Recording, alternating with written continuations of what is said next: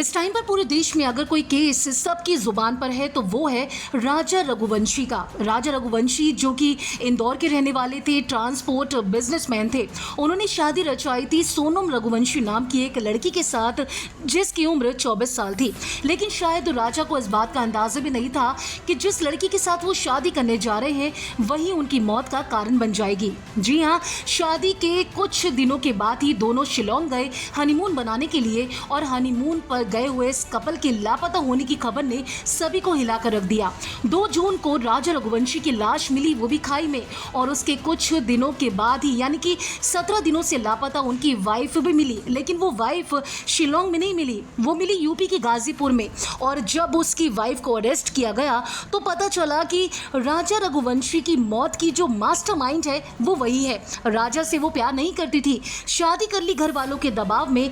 इसके बाद वो कारनामा अंजाम दिया गया जिसके बारे में ना खुद राजा के घर वालों ने सोचा था और ना ही सोनम के घर वालों ने। हनीमून पर गए इस कपल ने वहां पर जाकर हसीन वादियों में ढेर सारे पिक्चर्स अपने घर वालों को भेजी।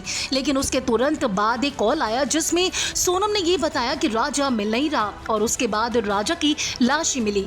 अब पता चल रहा है कि सोनम रघुवंशी ने भाड़े के हत्यारों को बुलवाकर अपने पति का मर्डर खुद कराया। इस टाइम पर सोनम रघुवंशी पुलिस की गिरफ्त में है। राजा रघुवंशी की हत्या के जांच के सिलसिले में उनकी वाइफ सोनम रघुवंशी को मेडिकल टेस्ट के लिए गाजीपुर के हॉस्पिटल ले जाया गया था। सोनम को मेडिकल टेस्ट के लिए ले जाते वक्त कई पुलिस वाले थे। शिलोंग से लापता हुई इंदौर की सोनम रघुवंशी ने गाजीपुर में पुलिस के सामने सरेंडर कर दिया।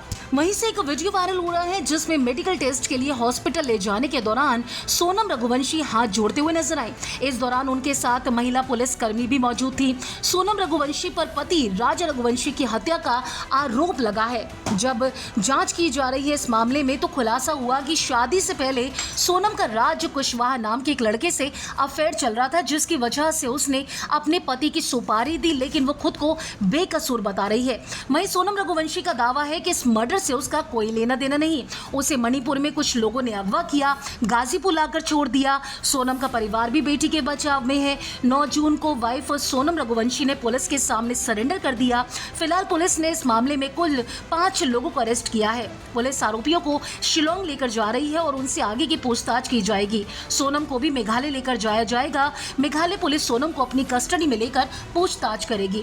फिलहाल तो ये जो सोनम केस चल रहा है ये सबके लिए काफी हैरानी वाला मामला है, क्योंकि शादी के कुछ दिनों के बाद ही जिस तरीके से ये कपल हनीमून पर गया, दोनों बहुत हंसी खुशी अपनी लाइफ बिताना चाहते थे, लेकिन अचानक से राजा रघुवंशी की जो लाश है वो खाई में मिलती है। आपको बता दें, मध्य प्रदेश के इंदौर के रहने वाले राजा रघुवंशी और सोनम की शादी हुई थी 11 मई को। ये कपल 20 मई को हनीमून के लिए मेघालय के शिलोंग के लिए रवाना हुआ। शुरुआत में परिवार की दोनों से बातचीत होती रही, लेकिन फिर संपर्क टूट गया।